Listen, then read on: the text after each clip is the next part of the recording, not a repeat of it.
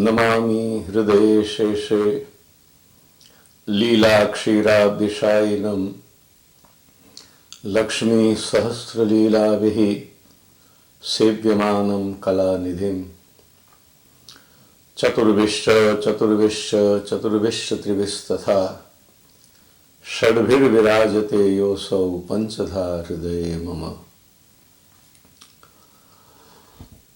ભગવાન શ્રી કૃષ્ણ પુષ્ટિ ભક્તનું સર્વસ્વ છે. ભગવાન ભક્તના પ્રાણપતિ છે. ભગવાન ભક્તના પ્રાણના પણ પ્રાણ છે. હૃદયના સ્વામી છે. ભક્તનું સર્વસ્વ છે. એક પુષ્ટિ ભક્ત પુષ્ટિ ભક્તિ કરતા કરતા પુષ્ટિ પુરુષોત્તમ પ્રભુ ભગવાન શ્રી કૃષ્ણને પ્રાપ્ત કરે એ જ એના જીવનની એના અસ્તિત્વની સાર્થકતા છે. આપણે વિચાર કરીએ કે પુષ્ટિ ભક્તિ અને પુષ્ટિ ભક્ત વાસ્તવમાં જેને ભજે છે એ પુષ્ટિ પ્રભુ, પુષ્ટિ ભક્તિ માર્ગના આરાધ્ય ભગવાન શ્રી કૃષ્ણ પુષ્ટિ માર્ગની દ્રષ્ટિએ કેવા છે અને કેમ આરાધ્ય છે?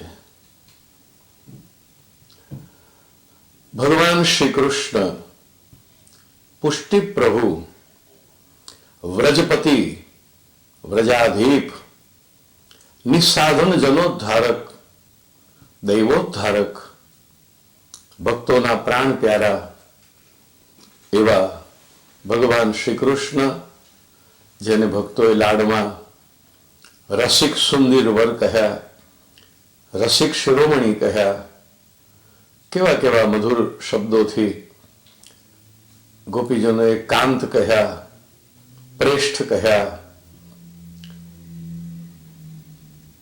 પ્રભુને સખા કહ્યા, હૃદયેશ્વર કહ્યા, વરદેશ્વર કહ્યા, પ્રાણેશ્વર કહ્યા.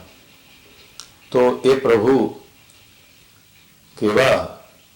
અને પુષ્ટિ ભક્ત અને પુષ્ટિ પ્રભુ એ બંને જોડનારી પુષ્ટિ ભક્તિ આ એક ત્રિવેણી સંગમ છે, અથવા એ કહો આ એક મધુર સ્નેહાત્મક ત્રિકોણ છે. ભક્ત, ભક્તિ અને ભગવાન. પુષ્ટિ ભક્ત, પુષ્ટિ ભક્તિ અને પુષ્ટિ પ્રભુ આ ત્રણ એકમેકની સાથે એવી રીતે જોડાયેલા છે જેમ ત્રિકોણના ત્રણ ખૂણા જોડાયેલા હોય. ભગવાન અને ભક્તને જોડે છે ભક્તિ. ચલો પહેલા થોડી ભક્તિની વાત કરીએ. પુષ્ટિ ભક્તિ કેવી? શ્રી મહાપ્રભુજીએ પુષ્ટિ ભક્તિ સમજાવવા માટે ઘણું બધું ચિંતન આપ્યું છે. એમાંનું થોડુંક સમજીએ. નારદ પંચરાત્રમાં એક બહુ સુંદર કારિકા છે. મહાત્મ જ્ઞાન પૂર્વસ્તુ સુદૃઢ સર્વતોધિક સ્નેહો ભક્તિ રીતિ પ્રોક્ત તયા મુક્તિર ન ચાન્યથા. સ્નેહ એટલે ભક્તિ, પણ કેવો સ્નેહ? એના ત્રણ લક્ષણ નારદજીએ કહ્યા. પહેલું, એ ભક્તિ મહાત્મ જ્ઞાન પૂર્વિકા હોવી જોઈએ. સરળ શબ્દોમાં કહું તો ભક્તનો સ્નેહ ભગવાનના મહાનપણાને, ભગવાનની મહત્તાને જાણીને હોવો જોઈએ. એને ભગવાનની મહાનતાનું અજ્ઞાન ન હોવું જોઈએ. બીજું, એ સ્નેહ સર્વથી અધિક હોવો જોઈએ. ભગવાન પ્રિય છે એટલું નહીં ચાલે. ભગવાન સૌથી વધુ પ્રિય છે. ભગવાનથી અધિક કશું જ પ્રિય નથી. એવી પ્રીતિની પરાકાષ્ઠાએ જો એ સ્નેહ પહોંચે તો જ એ ભક્તિ છે. મહાત્મ જ્ઞાન સર્વથી અધિક, અને ત્રીજું છે સુદૃઢ. સુદૃઢનો અર્થ છે કે કોઈ પણ ઘટના ભક્તને અનુકૂળ પડે કે પ્રતિકૂળ પડે, પ્રભુ તરફથી એને સુખ મળે કે ન મળે, પ્રભુ તરફથી એને પ્રત્યુત્તર સાંપડે કે ન સાંપડે, પ્રભુ એની ભક્તિનો, એની પ્રાર્થનાનો, એના પ્રેમનો સ્વીકાર કરે છે કે નથી કરતા, એની એને જાણ પણ થાય ન થાય, છતાં એની ભક્તિમાં જરા પણ શિથિલતા ન આવે. ભક્તિ એટલે કે સ્નેહ, ભગવાનમાં સ્નેહ કેવળ દ્રઢ નહીં ચાલે, સુદૃઢ જોઈશે. તો આ કારિકાનો સાર એ થયો કે એવો સ્નેહ, ભક્તનો ભગવાનમાં એવો સ્નેહ કે જે સ્નેહમાં મહાત્મ જ્ઞાન છે, ભગવાનના મહિમાનું જ્ઞાન છે, જે સ્નેહ સૌથી અધિક એટલે ભગવાન સૌથી વધારે વહાલા છે, અને એટલા બધા પ્રિય છે કે એ પ્રીતિમાં ક્યારે પણ શિથિલતા આવવાની સંભાવના નથી. આનું નામ છે ભક્તિ. હવે આ ભક્તિ, પુષ્ટિ ભક્તિ ક્યારે થાય? આ ભક્તિનું પુષ્ટિમાર્ગીય રૂપ ક્યારે કહી શકાય? શાસ્ત્રમાં ભક્તિના ઘણા પ્રકારો બતાવ્યા, જેમ કે પ્રહલાદજીએ નવધા ભક્તિ બતાવી: શ્રવણમ, કીર્તનમ, વિષ્ણુ સ્મરણમ, પાદ સેવનમ, અર્ચનમ, વંદનમ, દાસ્યમ, સખ્યમ, આત્મનિવેદનમ. આ નવધા ભક્તિ. પછી એક ભક્તિ કહેવામાં આવી દશમી, જે પુષ્ટિ ભક્તિ તરીકે આપણે જાણીએ છીએ, એ વ્રજની ગોપિકાઓએ પ્રગટ કરી. આ પુષ્ટિ ભક્તિ છે પ્રેમ લક્ષણા ભક્તિ. આ પુષ્ટિ ભક્તિ છે વ્રજપતિ ભગવાન શ્રી કૃષ્ણના સ્વરૂપમાં ભક્તોનો અતિ અધિક, સુદૃઢ, સર્વથી અધિક પ્રેમ. કદી પણ ન છૂટે, કદી પણ ન તૂટે એવો પ્રેમ, અહૈતુક પ્રેમ. શ્રીમદ ભાગવતે ભક્તિના બે લક્ષણો જરૂરી માન્યા છે. શ્રીમદ ભાગવત કહે છે કે એક તો ભગવાનની ભક્તિ હોવી જોઈએ, ભક્તના હૃદયમાં ભક્તિ હોવી જોઈએ અહૈતુકી. બીજું છે અપ્રતિહતા. વાસુદેવે ભગવતી ભક્તિ યોગ પ્રયોજિત. ભગવાન શ્રી કૃષ્ણમાં ભક્તિ હોવી જોઈએ અહૈતુકી. એને પરમ ધર્મ કહ્યો છે. સવૈ પુંસામ પરો ધર્મો યતો ભક્તિ રજોક્ષજે અહૈતુક્ય પ્રતિહતા. અહૈતુકીનો મતલબ ભગવાનનો ભક્ત ભગવાનને સ્નેહ કરે છે, એની પાછળ એનો કોઈ હેતુ, કોઈ પ્રયોજન, કોઈ સ્વાર્થ સિદ્ધિ નથી. એનો પ્રભુમાં અકારણ સ્નેહ છે, સહજ અને સ્વાભાવિક સ્નેહ છે, અને એ જ હોવો જોઈએ. એક તો ભક્તિ હોવી જોઈએ અહૈતુકી. જેમ ભગવાનની કૃપા ભક્ત પર અહૈતુકી બનીને વરસે છે, એમ ભક્તના હૃદયમાં ભગવાન માટેનો સ્નેહ પણ નિર્હેતુક, પર્પઝલેસ, કોઈ પણ પ્રકારના બદલાની અપેક્ષા વિના હોવો જોઈએ. શુદ્ધ પ્રેમ એ જ છે કે જ્યાં કોઈ પણ પ્રકારના પ્રત્યુત્તરની કે પ્રતિ ઉપકારની અપેક્ષા ન હોય. ભક્તિનું બીજું લક્ષણ કહ્યું અપ્રતિહતા. અપ્રતિહતા એટલે અખંડ, અવિચ્છિન્ન, અતૂટ. અને કેવળ અતૂટ જ નહીં, ભક્તિ સૂત્રમાં કહેવાયું છે એ પ્રમાણે તૈલ ધારાવત, એટલે જેમ તેલની ધાર અખંડ રીતે વહે, અને તે પણ પાછી ખેર વિખેર થઈને નહીં, એક સરખી, એવી રીતે ભક્તના હૃદયનો ભગવાન પ્રત્યેનો ભાવ તેલની ધાર જેમ અવિચ્છિન્ન, અખંડ, એક ધારો. અને એક બીજી જગ્યાએ ઉપમા આપવામાં આવી છે પ્રમાણે જેમ ગંગાનો પ્રવાહ અસ્ખલિત રૂપે નિરંતર અનાદિકાળથી એક ધારો સતત સમુદ્રમાં મળી રહ્યો છે, એમ ભક્તની મનોગતિ પણ અવિચ્છિન્ન મનોગતિ ભગવાન શ્રી કૃષ્ણમાં લાગેલી રહે, એનું નામ જ છે ભક્તિ, એનું નામ જ છે પ્રેમ લક્ષણા ભક્તિ. પુષ્ટિ ભક્તિ કેવી હોય એનો ખ્યાલ આપણને વ્રજવાસીઓ પાસેથી, વ્રજ વનિતાઓ પાસેથી મળશે. શ્રી મહાપ્રભુજી ગોપિકાઓને ગુરુ બનાવવાની આજ્ઞા કરે છે. ભગવાનના સંયોગનું સુખ અને ભગવાનના વિયોગની પીડા કેવી હોવી જોઈએ એ જો શીખવું હોય તો વ્રજની ગોપિકાઓ પાસેથી શીખી શકાય. કૌડિન્યો ગોપિકા પ્રોક્તા ગુરવઃ સાધનમ ચ તત. તો પુષ્ટિ ભક્તિ એટલે ભગવાન શ્રી કૃષ્ણના મધુર રસાત્મક વ્રજલીલા સંબંધી સ્વરૂપમાં ભક્તની નિર્ગુણ, અહૈતુકી, દ્રઢ, નિરંતર, સુદ્રઢ મહાત્મ જ્ઞાન, ક્વચિત મહાત્મ જ્ઞાન યુક્ત, ક્વચિત સ્નેહના અતિરેકમાં મહાત્મ જ્ઞાનને વિસરીને પણ જે એક નિર્મલ પ્રેમનો પ્રવાહ વહે છે એ જ પુષ્ટિ ભક્તિ છે. અને એ પુષ્ટિ ભક્તિ આપણે પુષ્ટિ ભક્તના હૃદયમાં પ્રગટે તો એને પુષ્ટિ પ્રભુ પ્રાપ્ત થાય છે. વાસ્તવમાં ભક્તની ભગવાનમાં, એક પુષ્ટિ ભક્તની ભગવાન શ્રી કૃષ્ણમાં આવી સહજ પ્રીતિ થવાનું કારણ શું છે? ગુણોપાધિથી નહીં. ભક્તને ભગવાન પ્રિય લાગે છે એનું કારણ એ નથી કે ભગવાન એને સંકટમાં સહાય કરશે એવી એને આશા છે, તો એ ભક્તિ સહેતુક થઈ ગઈ. ભક્તનો ભગવાનમાં સ્નેહ એ કારણે નથી કે એને ભગવાન પાસેથી મનગમતા ફળ જોઈએ છે અને તે ભગવાન જ આપશે, ભગવાન આપશે જ, તો એ ભક્તિ સહેતુક થઈ ગઈ.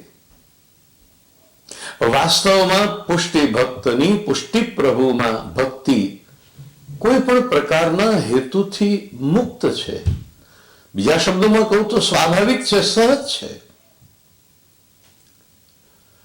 પણ એ સહજતાનું કારણ શું છે? એનું કારણ શ્રી મહાપ્રભુજી આપણને સમજાવે છે.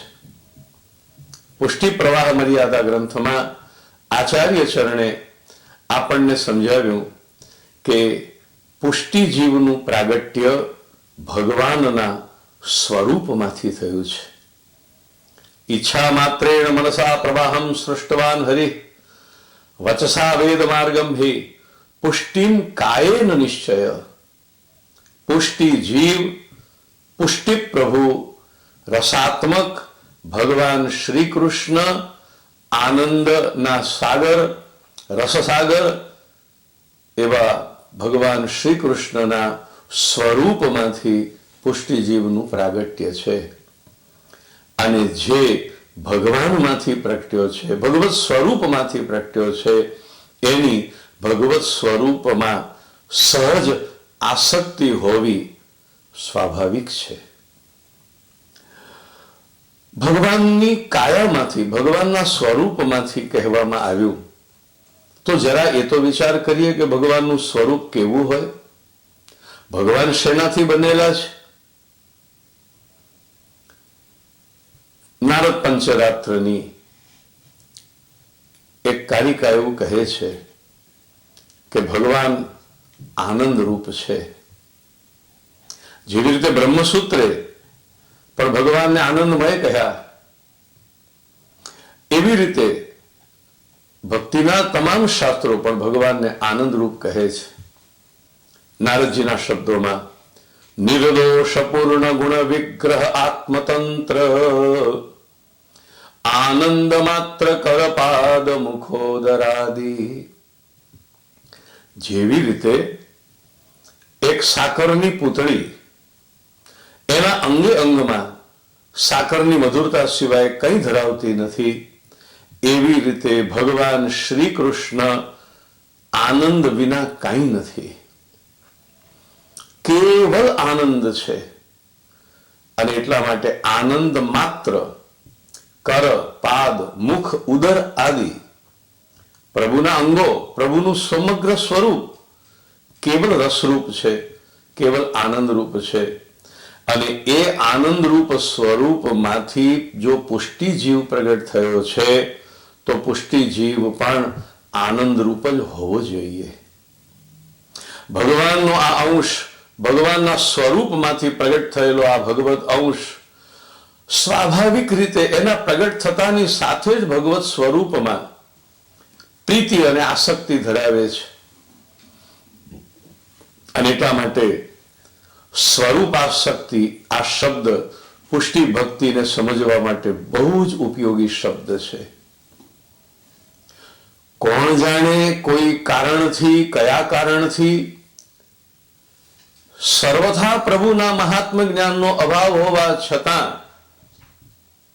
કોઈ અંદરના નિગૂઢ કારણથી પુષ્ટિ ભક્તનું હૃદય ભગવાન શ્રી કૃષ્ણના દર્શન માટે, ભગવાનની ઝાંખી માટે, ભગવાનને પામવા માટે, ભગવાનને મળવાને માટે એક અગમ્ય ખેંચાણ અનુભવતું રહે છે. ભાગવતજીના 10મ સ્કંદમાં એક નાનકડી સુંદર કથા છે. એક દિવસ વ્રજવાસીઓ નંદરાયજી પાસે આવ્યા અને કહેવા લાગ્યા, નંદબાબા, અમારા મનમાં એક પ્રશ્ન છે. નંદબાબાએ કહ્યું, પૂછો. વ્રજવાસીએ પૂછ્યું, નંદબાબા, તમારો કૃષ્ણ અમને આટલો બધો પ્રિય કેમ લાગે છે? વળી અમને એનામાં જે પ્રીતિ છે એ પ્રીતિ એના ગુણોને જોઈને નહીં, એના પરાક્રમોને જાણીને નહીં, એની કોઈ મહત્તાને, એની કોઈ અસાધારણતાને જાણીને નહીં. જન્મ્યો ત્યારથી જ અમને એના માટે અપાર પ્રીતિ છે. જન્મત હિ આનંદ ભયો. જેવા કૃષ્ણ પ્રગટ્યા સર્વમાં આનંદ છવાઈ ગયો. જેવા સૌને સમાચાર મળ્યા કે યશોદાને ત્યાં પુત્ર થયો છે, અને સમાચાર એવા નથી મળ્યા કે યશોદાને ત્યાં ભગવાન પુત્ર રૂપે પધાર્યા છે. સમાચાર તો એ જ મળ્યા છે, જસુમતી કુખ ચંદ્રમા પ્રગટ્યો, યશોદાને ત્યાં લાલો થયો, અને આ યશોદાને ત્યાં પુત્ર જન્મ થયો એ સાંભળતાની સાથે આખું વ્રજ ગોપ ગોપીઓ ભાન ભૂલીને પ્રભુના દર્શન કરવા માટે દોડી પડ્યા. નયન ભર દેખો નંદ કુમાર. આનું કારણ શું છે? આ ભગવાન છે એવું જાણ્યા પછી દોડ્યા હોત તો જ્ઞાનરૂપી ઉપાધિ, જ્ઞાનરૂપી કારણ, જ્ઞાનરૂપી નિમિત્ત હતું તો એમનું દોડવું સકારણ હતું. કારણ કે સૌને ભગવાન પાસે જવું ગમે છે, સૌ ભગવાનને પાસે કંઈક ને કંઈક પામે છે. પણ વ્રજમાં નંદ ઉત્સવ થયો ત્યારે કોઈ એ રીતે તો કહેવાયું નથી કે ભગવાન પ્રગટ થયા છે. અને ભગવાન કૃષ્ણ વ્રજમાં પ્રગટ થાય છે ત્યારે કાંઈ ચતુર્ભુજ રૂપે પોતાના ઐશ્વર્યને પ્રગટ કરીને તો પ્રગટ થયા નથી. વ્રજવાસીઓ નંદરાયજીને પૂછે છે કે બાબા, કહો તમારા પુત્રમાં એવું શું છે? નંદતે તનયે સ્માસુ.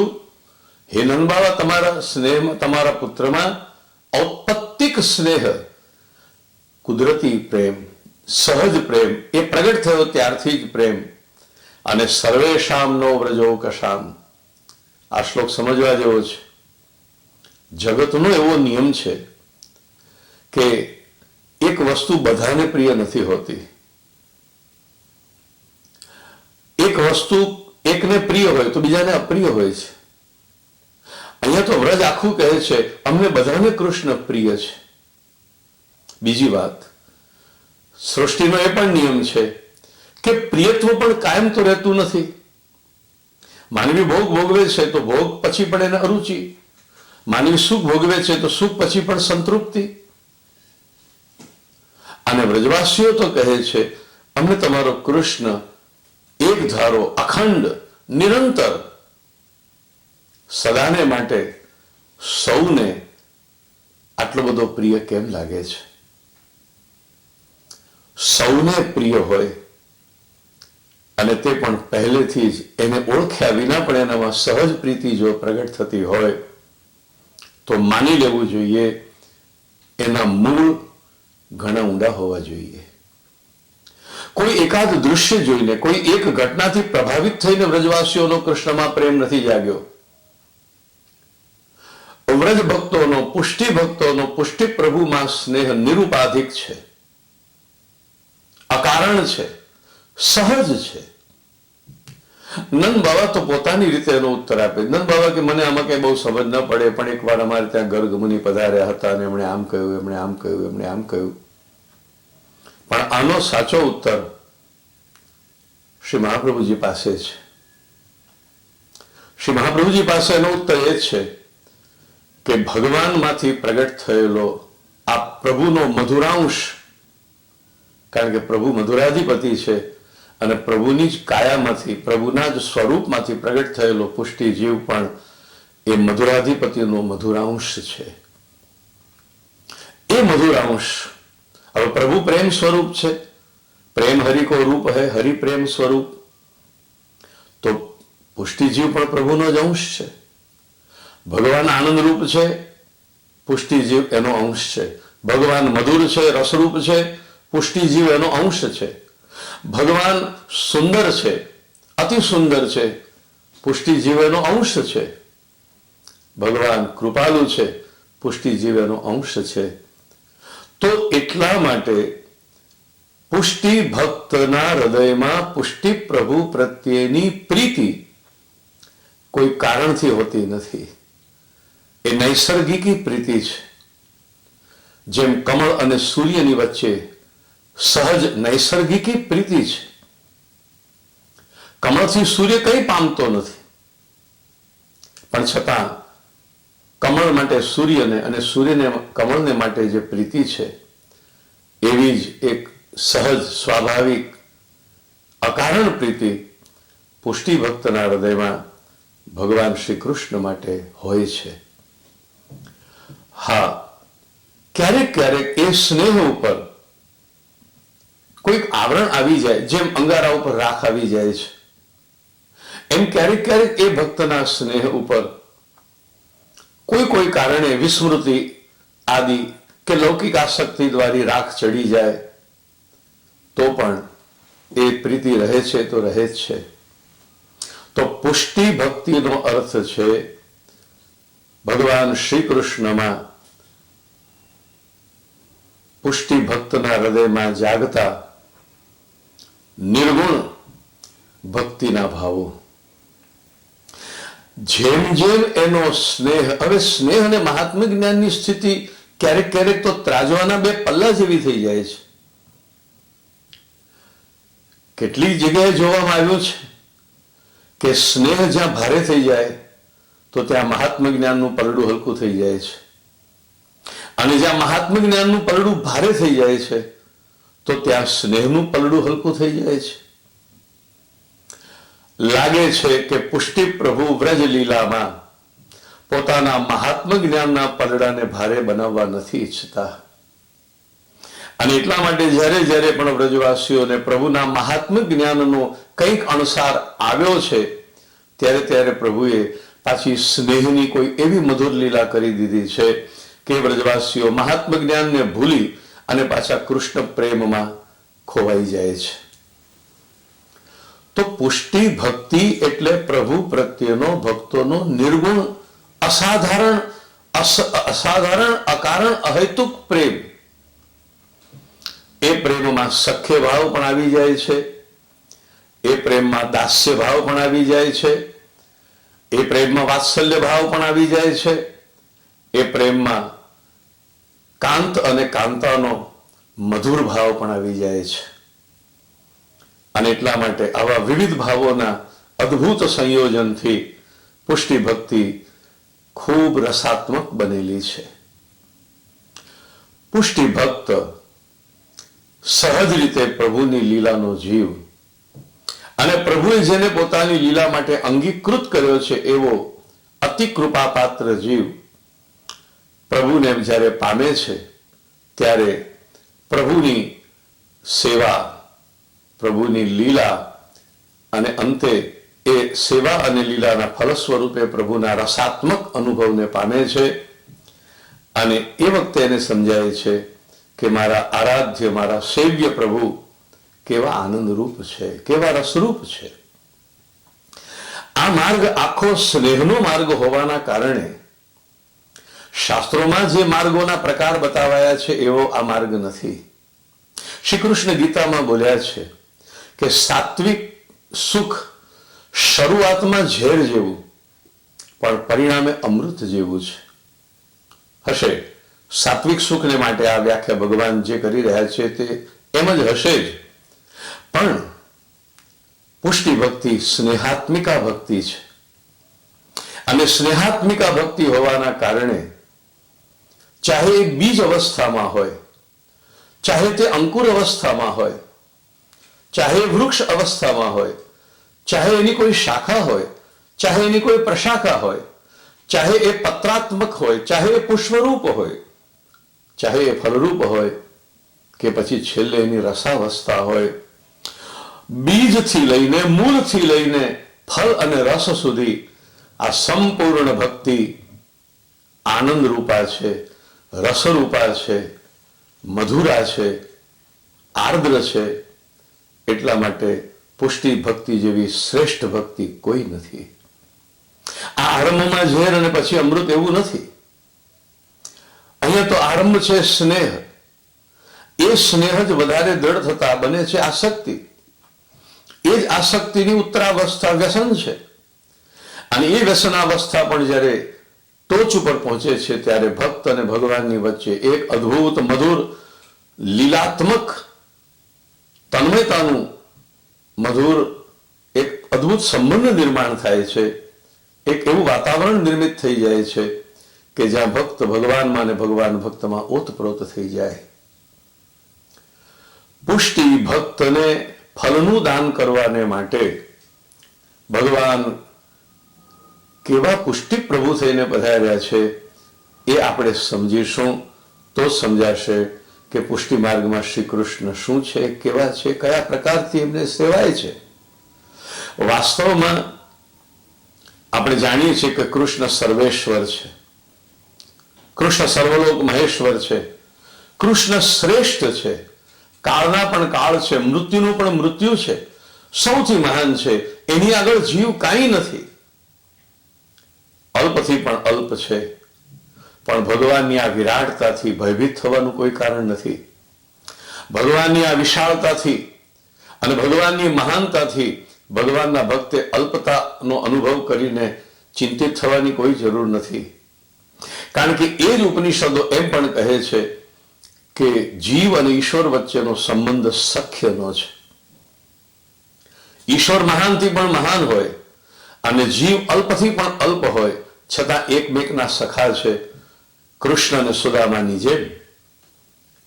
તો આવા પ્રભુ સાથે જ્યારે આપણો અનાદિ સખ્ય સંબંધ છે તો એનાથી ભયભીત થવાની, એનાથી બહુ પ્રભાવિત થઈ અને મહાચિંતામાં પડી જવાની જરૂર નથી.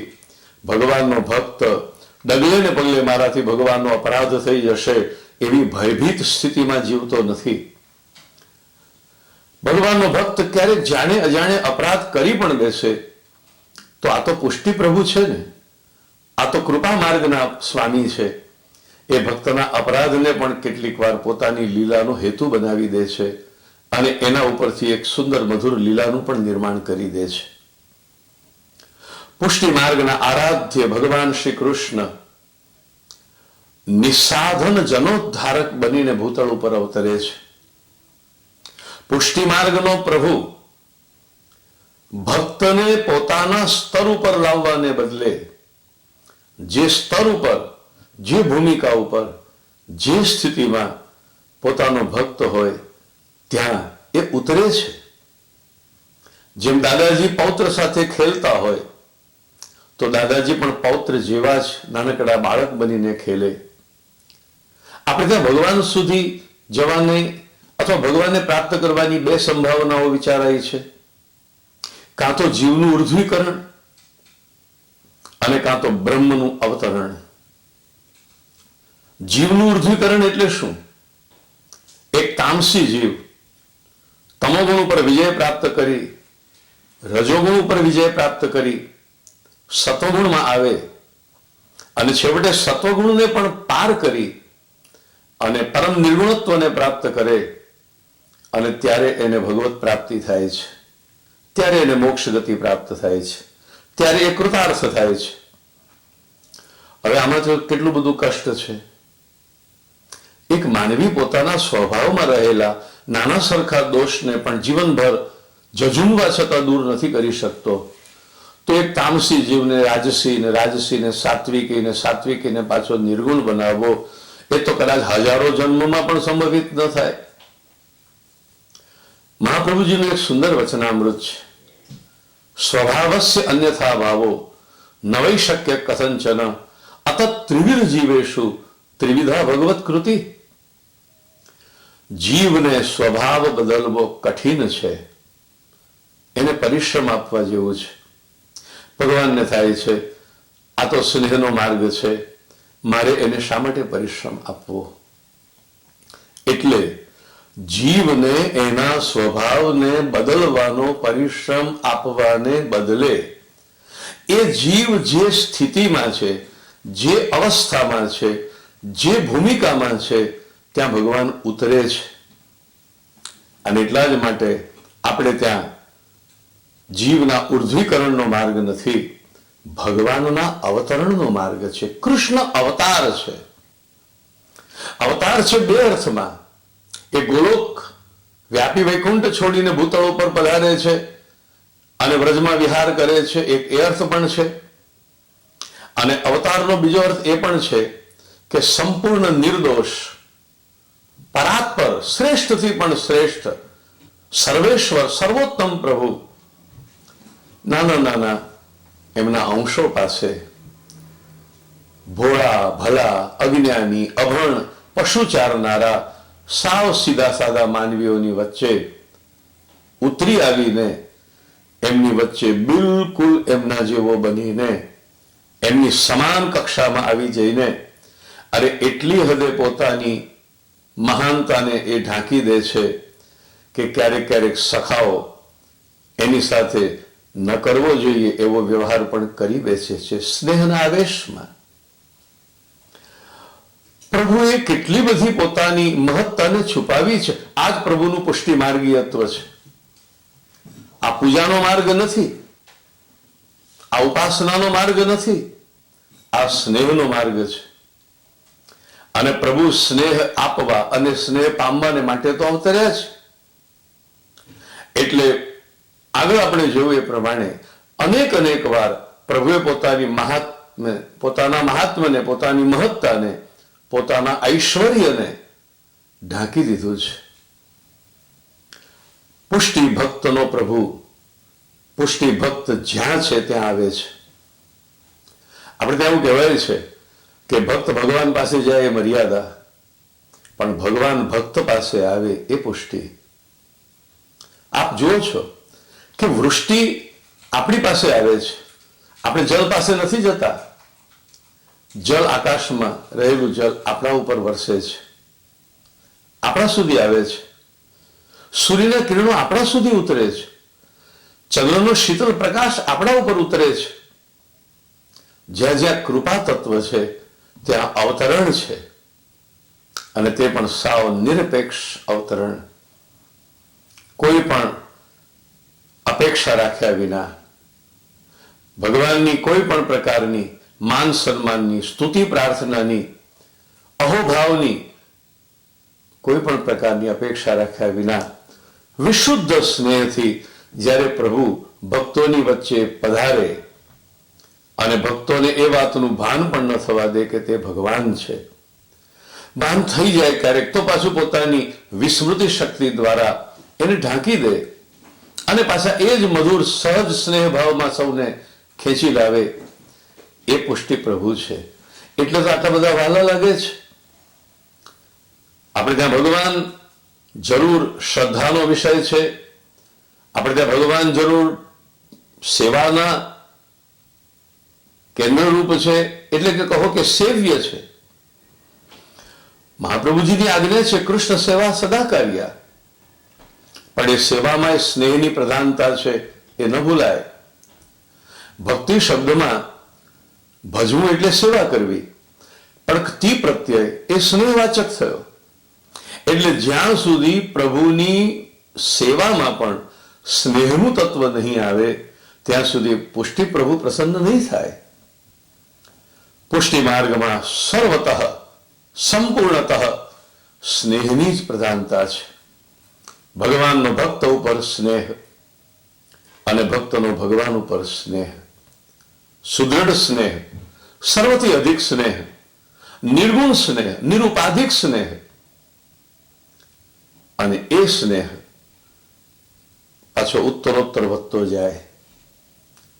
તો આ જે પુષ્ટિ ભાવ છે અને એ ભાવને માટે પધારેલા પુષ્ટિ પ્રભુ, એમના સ્નેહનું એક લક્ષણ એ પણ છે કે એમણે પોતાના ભક્તોના સુખ માટે, કારણ કે સ્નેહનો સ્વભાવ જ આ છે, સ્નેહની વ્યાખ્યા એ છે કે એકમેકને સુખી કરવા.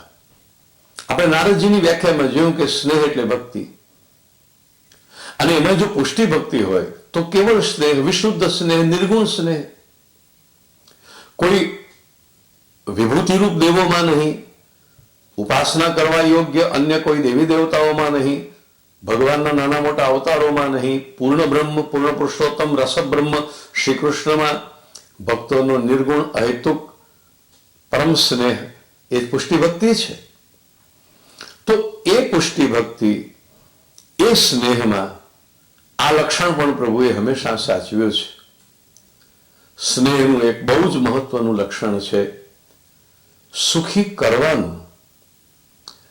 ભગવાનનો સ્નેહ હંમેશા ભક્તને કઈ રીતે હું સુખી કરું, અને ભક્તનો સ્નેહ હંમેશા ભગવાનને હું કઈ રીતે સેવું. ભગવાને ભક્તના પરિશ્રમનો વિચાર કર્યો છે કે હું શું કરું કે મારા પ્રભુનો શ્રમ દૂર થાય, અને ભક્તે હંમેશા ભગવાનના પરિશ્રમનો વિચાર કર્યો છે કે હું શું કરું કે મારા પ્રભુનો પરિશ્રમ દૂર થાય. એટલા માટે પ્રભુએ જે સૌને ખૂબ પ્રિય હોય એવી પણ પોતાની એક વસ્તુ પુષ્ટિ પ્રભુના રૂપમાં પ્રગટ થયા ત્યારે બાજુએ મૂકી દીધી. જગતના પ્રત્યેક પ્રાણીને સ્વતંત્રતા અતિ પ્રિય હોય છે. કોઈ પણ પ્રાણી જો સ્વતંત્રતા ગુમાવે છે તો એ સ્વતંત્રતા મેળવવાને માટે ઝંખે છે. ભગવાન તો સર્વતંત્ર સ્વતંત્ર છે, ભગવાન તો આત્મતંત્ર છે, પણ એવો સર્વતંત્ર સ્વતંત્ર પરમાત્મા, એવો પ્રભુ પણ, સર્વનો નિયામક, સર્વનો ઈશ્વર પ્રભુ પણ એક સાધારણ ભક્તની આગળ જ્યારે પોતાનું સ્વાતંત્ર્ય બાજુએ મૂકી દે અને ભક્ત નચાવે તેમ નાચે. નારદ સે શુક વ્યાસ રટે, પછી હારે તઉ પુની પાર ન પાવે, તાહી અહીર કી છો હરિયા, છછિયા ભર છાછ પે નાચ નચાવે. રસખાન કહે છે ગોકુળ ગામની ગોવાળોની નાનકડી ગોપ કન્યાઓ એક વાટકી છાશ ખાતર શ્રી કૃષ્ણને નચાવે છે, અને જગતનો સ્વામી જગન્નાથ લક્ષ્મીપતિ દેવાધિદેવ પ્રભુ એક નાનકડા બાળકના રૂપમાં એ ગોપિકાઓને રીઝવવાને માટે નૃત્ય પણ કરે છે. આ છે પુષ્ટિ પ્રભુ, જેના રોમ રોમમાં બ્રહ્માંડો વિલસી રહ્યા છે, જેને જગતના કોઈ પણ પદાર્થની અભિલાષા નથી, કારણ કે સર્વ પદાર્થો રૂપે એ પોતે છે. એવો પ્રભુ માતા યશોદાનો પાલવ પકડીને કહે, માં મને ભૂખ લાગી છે, તું મને માખણ રોટી આપ. અને એ માખણ રોટી આરોગતા આરોગતા આંગણામાં આવે ને કદાચ કાગડો એમના હાથમાંથી એ માખણ રોટી છીનવીને ચાલ્યો જાય, ઉડી જાય, તો જોર જોરથી ધ્રુસકે ને ધ્રુસકે રડે. એક માખણ રોટીને પામીને રાજી થઈ જાય, અને એની રોટી છીનવાઈ જાય તો એ રુદન કરે. આટલી સહજ બાલ સુલભ લીલા જો ભગવાન પોતાના મહાત્મ્યને અને ભગવાન પોતાના સ્વાતંત્ર્યને લઈને પધાર્યા હોત તો શું સંભવ હતી? પુષ્ટિ પ્રભુનો અર્થ એ છે કે ભક્તને આધીન ભગવાન, દામોદર લીલામાં મહાપ્રભુજીએ વ્યાખ્યા કરી, કૃષ્ણાધીના તું મર્યાદા સ્વાધીના પુષ્ટિરુચ્યતે. ભગવાન સ્વતંત્ર હોય એ મર્યાદા છે, અને ભગવાન ભક્તાધીન હોય એ પુષ્ટિ છે. પુષ્ટિ પ્રભુ ભક્તાધીન છે. પુષ્ટિ પ્રભુ નિસ્સાધન ભક્તને ખૂબ ચાહે છે. પુષ્ટિ પ્રભુ પ્રેમનું સ્વરૂપ હોવાથી ભક્તની સાથે પ્રેમના તંતુથી બંધાય છે. ભક્ત અને ભગવાનની વચ્ચે બીજો કોઈ પણ લેનદેનનો, કોઈ પણ પ્રકારના સ્વાર્થનો, કોઈ પણ પ્રકારની લૌકિક કે વૈદિક ફલાકાંક્ષાનો સંબંધ નથી. સ્વયં ભગવાન ભક્તને ઘણું બધું આપવા ચાહે તો પણ ભક્ત સ્વીકારતો નથી. દીયમાનમ ન ગૃહણંતિ વિના મત સેવનમ જનાહ. પુષ્ટિ ભક્તની પુષ્ટિ પ્રભુના સ્વરૂપમાં અત્યંત આસક્તિ હોય છે, અને એટલા જ માટે એ સ્વરૂપના દર્શન, એટલા જ માટે એ સ્વરૂપની સેવા, એટલા જ માટે એ સ્વરૂપનો સંયોગ વિપ્રયોગાત્મક ભાવ એ જ એના જીવનની શૈલી બની રહે છે. પુષ્ટિ પ્રભુ આનંદરૂપ છે, રસરૂપ છે, અને તેથી હમણાં આપણે જોયું તે પ્રમાણે શરૂઆતના તબક્કામાં એ ભક્તને પ્રમાણ રૂપે મળે છે, પછી એ ભક્તને પ્રમેયાત્મક રૂપે પ્રાપ્ત થાય છે. પછી પ્રભુ એ ભક્તની પાસે જો આવશ્યક હોય તો રસમાર્ગીય, ભક્તિ માર્ગીય કંઈક સાધન પણ કરાવે છે, અને પછી પ્રભુ એને નિસ્સાધનતાની સ્થિતિમાં લઈ જઈ અને ફલનું દાન પણ કરે છે. ભક્તને ભગવાનની લીલાના વિવિધ પ્રકારના અનુભવો, વિવિધ પ્રકારના રસાનુભવો પ્રાપ્ત થાય છે, અને એટલા જ માટે પ્રભુ રસરૂપ છે અને પ્રભુના ભક્તો રસિક છે. પુષ્ટિ ભક્તિ નિર્ગુણ ભક્તિ છે, નિસ્સાધન ભક્તિ છે, અને ભક્તની સ્થિતિ હંમેશા પ્રપન્ન રહે છે. એને ભગવાનમાં પરમ શ્રદ્ધા છે. એનો પ્રભુ પણ એનું સગળું મહાત્મ્ય છોડીને એની સાથે આવીને ખેલે છે. એ જે આરોગ આવે તે આરોગે છે, એ આરોગીને રાજી થાય છે. અરે ક્યારેક ક્યારેક ભક્તની સાથે ખેલે છે. ખેલે છે એટલું જ નહીં, ક્યારેક ક્યારેક એ જીતી પણ જાય છે, અને ક્યારેક ક્યારેક ભગવાન પોતાના ભક્તની આગળ હારી પણ જાય છે. વિચાર કરો, આટલું બધું સાનિધ્ય, આટલું બધું નૈકટ્ય, આટલી બધી નિકટતા, આટલી બધી આત્મીયતા એક જીવ અને ઈશ્વરની વચ્ચે આટલી હદે પ્રગાઢ સ્નેહ શું અન્યત્ર સંભવે છે? આપણો પક્ષપાત વ્રજના કૃષ્ણ માટે છે. એ આ જ કારણે કે જે પ્રભુનું ભક્ત આધીનત્વ, પ્રભુનું જે સહજ રસાત્મકત્વ, પ્રભુની જે મધુરતા, લીલા માધુર્ય, વેણુ માધુર્ય આદિ જે વ્રજ લીલામાં પ્રગટ થયા છે, એ પછી આગળ મથુરા કે દ્વારિકા લીલામાં પ્રગટ નથી થયા. એવું પણ કહી શકાય કે પ્રભુએ વ્રજમાં પોતાનું ઈશ્વરત્વ બાજુએ મૂકી દીધું, પોતાનો મહિમા બાજુએ મૂકી દીધો, અને ગોપોની વચ્ચે ગોપ બનીને નાનાવિધ અનેક પ્રકારની મધુર લીલાઓ કરતા રહ્યા. પુષ્ટિ ભક્તના પ્રભુ રસરૂપ છે, આનંદરૂપ છે, અને એટલા માટે પુષ્ટિ ભક્તે ભક્તિ કરીને પણ ફલમાં ભગવાન પાસે ભગવાન સિવાય અન્ય કોઈ વસ્તુની કામના કરી જ નથી. નનાદ પૃષ્ઠમ ન ચ પારમેષ્ઠ્યમ ન સાર્વભૌમમ ન રસાધિપત્યમ ન યોગ સિદ્ધિર પુનર્ભવમ વા સમંજસત્વા વિરહીય કાંક્ષે. વૃતરાસુરે કહ્યું એ અનુસાર ભગવાનનો ભક્ત ભગવાન વિના કશું જ ઈચ્છતો નથી, કારણ કે એને ખબર છે કે એ ભગવાન સિવાય કશું ફલ હોઈ શકે જ નહીં. એ તો ભગવાન માટે છે, એ ભગવાનનો છે ને ભગવાન માટે છે. એ જાણે છે જગતના બીજા બધા સુખો તો એને ભગવાનથી જુદો કરનારા છે. જગતના બીજા બધા ફલ વૃત્રાસુરે કહ્યું, મારે સ્વર્ગ નથી જોઈતું, મારે બ્રહ્માનું પદ નથી જોઈતું, મારે ચક્રવર્તી રાજા નથી થવું, મારે રસાતલના અધિપતિ નથી થવું, મારે નથી જોઈતી યોગની સિદ્ધિઓ. અંતમાં એને કહી દીધું, મારે મોક્ષ પણ જોઈતો નથી. પુષ્ટિ ભક્તિ એટલે ભગવાન આપે તો પણ મોક્ષનો સ્વીકાર ન કરે એવો ભગવાનના સ્વરૂપમાં સ્વરૂપાનંદનો આનંદ લઈ રહેલો ભક્ત.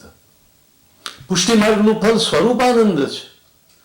કૃષ્ણના દર્શન કરતા ભક્તને જે સુખ મળે છે એ સુખ ભક્ત જાણે છે મોક્ષમાં પણ સુલભ નથી. કૃષ્ણના વિયોગનો આનંદ, વિરહાનંદ, વિરહાત્મક રસાનુભૂતિ અને પ્રભુના સંયોગનો આનંદ, સંયોગાત્મક રસાનુભૂતિ એ મોક્ષમાં ક્યાં છે? અને એટલા માટે પુષ્ટિ ભક્ત તો ભગવાનના સ્વરૂપને જ ફલ માને છે. અને ભગવાન પણ એને એ ફલનું દાન કરવાને માટે આનંદરૂપ બનીને, રસરૂપ બનીને, મહાપ્રભુજીની અનુભૂતિમાં કહું તો મધુરાધિપતિ બનીને ભક્તની પાસે આવે છે. પ્રભુએ સંપૂર્ણ સ્વરૂપ આનંદમય પ્રગટ કર્યું છે. અસુરોને મારે પણ પ્રગટ ન થવા દે કે મેં માર્યા. કોઈને મોક્ષ આપે પણ પ્રગટ ન કરે કે મોક્ષ મેં આપ્યો. પોતે સર્વના સ્વામી છે. સૂર્ય, ચંદ્ર, બ્રહ્મા, શિવ, કાળ, કર્મ, સ્વભાવ આ બધાના નિયામક છે. પણ તે છતાં જો માતા યશોદા જીત કરીને પાછળ દોડે કે આજે હું તને દોરડાથી બાંધીશ, તો થોડીક એવી પણ પ્રભુની લીલા જુઓ કે જ્યાં પ્રભુ માતા યશોદાના હાથે દોરડાથી બંધાઈ જાય છે. પુષ્ટિ પ્રભુ શ્રેષ્ઠ પણ છે અને પ્રેષ્ઠ પણ છે. એમ કહો એના જેવો કોઈ મહાન નથી, કારણ કે પરબ્રહ્મ પરમાત્મા છે. અને એના જેવો કોઈ પ્રિય નથી, કારણ કે ભક્તની પાસે એ કેટલો બધો સહજ બનીને આવે છે. ભગવાન સર્વોત્તમ પણ છે અને ભગવાન સ્વજન પણ છે. કૃષ્ણ ગોપીઓના સ્વજન છે. કૃષ્ણ ગોપોના સ્વજન છે. કૃષ્ણ નંદ યશોદાના સ્વજન છે. એ સર્વના પ્રેમાસ્પદ છે. અને એટલા જ માટે પુષ્ટિ પ્રભુની એક એક લીલામાં કૃપા અને પ્રેમ વરસે છે. એ પ્રેમ તત્વ જ એવું છે કે પુષ્ટિ ભક્તને અને પુષ્ટિ પ્રભુને જોડે છે. તમે એને જ ભક્તિ કહો, એને જ પ્રેમ કહો. ગોપ સખાઓને કૃષ્ણ વિના ન ચાલે, ગાયો કૃષ્ણ વિના ચરવા ન જાય. અરે પુષ્ટિ પ્રભુ ભગવાન શ્રી કૃષ્ણ ભક્તો વિના મારી સાથે કોણ ખેલશે? જીત કરવા બેઠેલા કૃષ્ણ પોતાની જીત છોડી દે, ભક્તોને મનાવે અને પાછા ભક્તોની સાથે ખેલવા લાગે. સ્વયં આનંદરૂપ હોવા છતાં એ ભક્તોને શોધે, એ પોતાના પ્રિયજનોને શોધે, ભક્તોની પાસે પણ કંઈક માંગે અને પછી રાજી થાય. કેવું અદ્ભુત લીલા સુખ ભગવાને ભક્તોને આપ્યું છે. તો આવા પુષ્ટિ પ્રભુ એ જ ભક્તિ માર્ગના, પુષ્ટિ ભક્તિ માર્ગના આરાધ્ય છે. આરાધ્ય જ નહીં, સેવ્ય છે. સેવ્ય જ નહીં પણ પ્રિય પણ છે. અને એટલા માટે ભક્તનો નિરંતર પ્રેમ, અખંડ પ્રેમ ભગવાનમાં વહેતો જ રહે છે. આમાં એક મહત્વનું પાસું એ પણ આપણે જોવું જોઈએ કે ભગવાન વ્રજમાં બિરાજે. એક બાજુ ભગવાનનું ઐશ્વર્ય છે, મહાત્મ્ય છે, અને બીજી બાજુ ભગવાનનું માધુર્ય છે. આપણે આમાંથી કયું અપનાવવું?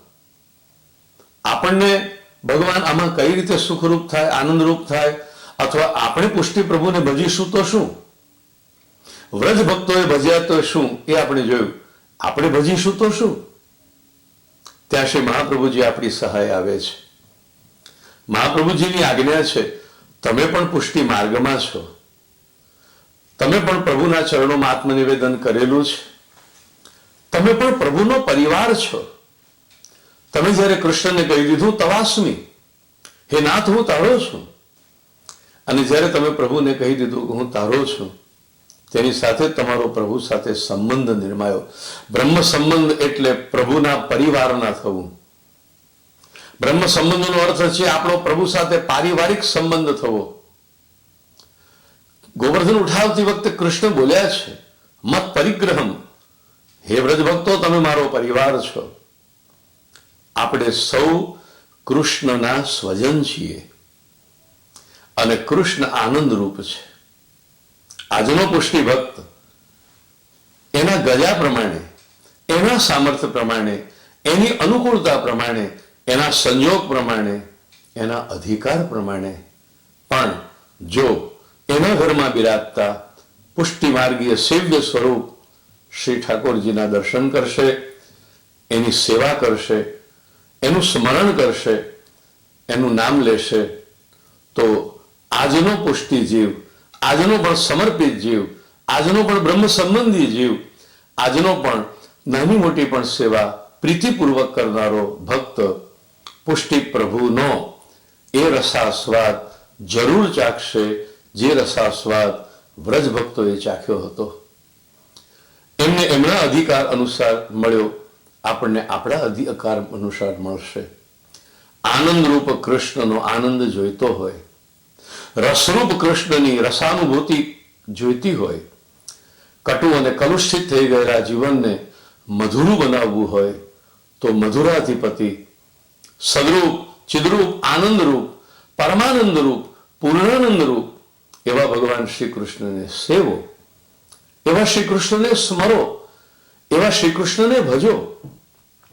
કેટલાક લોકો પૂછે છે કે ભગવાન જગતના દુઃખો કેમ દૂર કરતા નથી? ભગવાન તો કૃપાળુ છે, જગતના દુઃખો ભગવાન કેમ દૂર ન કરે? આનો ઉત્તર મહાપ્રભુજી આપ્યો છે. ભગવાને પોતાની કૃપા દુઃખી જનોને આપી છે, પણ કયા દુઃખી જનો?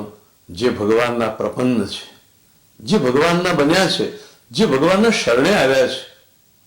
પ્રભુ આખા વિશ્વનું દુઃખ દૂર કરવા સમર્થ છે, કારણ કે સ્વયં આનંદરૂપ છે.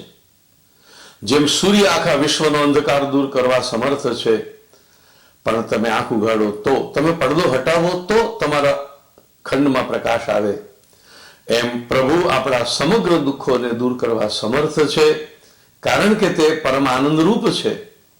પણ એ આનંદ આપણને ક્યારે મળે? જ્યારે આપણે એના સમર્પિત થઈએ, જ્યારે આપણે એને પ્રપન્ન થઈએ, એના શરણે આવીએ. તો પુષ્ટિ પ્રભુ છે શ્રી કૃષ્ણ, અને એ શ્રી કૃષ્ણની કૃપાને પામવી હોય તો એનું શરણ સૌથી શ્રેષ્ઠ છે. ફરીથી મહાપ્રભુજીનું વચન યાદ અપાવવું, ભગવાને પોતાની કૃપા પ્રપન્ન શરણાગત દુઃખી ભક્તને આપી છે. જીવનમાં દુઃખ તો છે જ, પરંતુ પ્રપત્તિ નથી, શરણાગતિ નથી, વિશુદ્ધ શરણ ભાવ નથી. એ આવશે અષ્ટાક્ષર મહામંત્રના જાપથી. શ્રી કૃષ્ણ પુષ્ટિ પ્રભુ શરણમ પુષ્ટિ સાધન, અને એ પુષ્ટિ સાધન કરતા નિસ્સાધન થયેલો જીવ શ્રી કૃષ્ણ રસરૂપ, આનંદરૂપ, પરમાનંદરૂપ ભગવાન શ્રી કૃષ્ણને પામી પોતાનું જીવન મધુર, ધન્ય, ભાગ્યવાન અને આનંદમય બનાવશે એ નિશ્ચિત છે.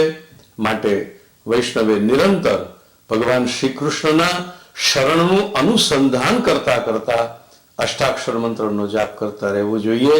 શ્રી કૃષ્ણ શરણમ મમ, શ્રી કૃષ્ણ શરણમ મમ.